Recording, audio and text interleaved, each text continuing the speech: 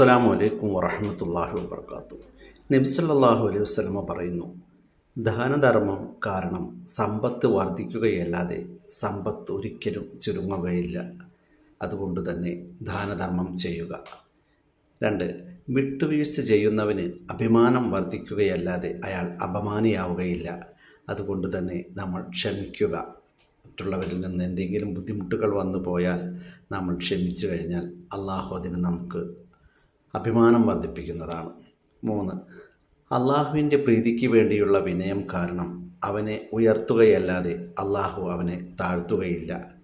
അള്ളാഹുവിനെ ഭയന്നുകൊണ്ട് നമ്മൾ അള്ളാഹുവിനെ ചിന്തിച്ചുകൊണ്ട് കാര്യങ്ങളെല്ലാം ഓരോന്നും നമ്മൾ പ്രവർത്തിച്ചു കഴിഞ്ഞാൽ തീർച്ചയായും അള്ളാഹു നമ്മളുടെ അഭിമാനവും ഇസ്സത്തും അതുപോലെ തന്നെ നമ്മുടെ സമ്പത്തും എല്ലാം അള്ളാഹു വർദ്ധിപ്പിച്ചു തരും.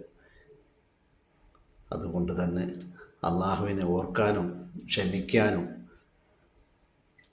പാവങ്ങളെ സഹായിക്കാനുമെല്ലാം അള്ളാഹു നമുക്കെല്ലാവർക്കും തൗഫീഖ് ചെയ്യുമാറാകട്ടെ. ആമീൻ. അസ്സലാമു അലൈക്കും വറഹ്മത്തുള്ളാഹി വബറകാതുഹു.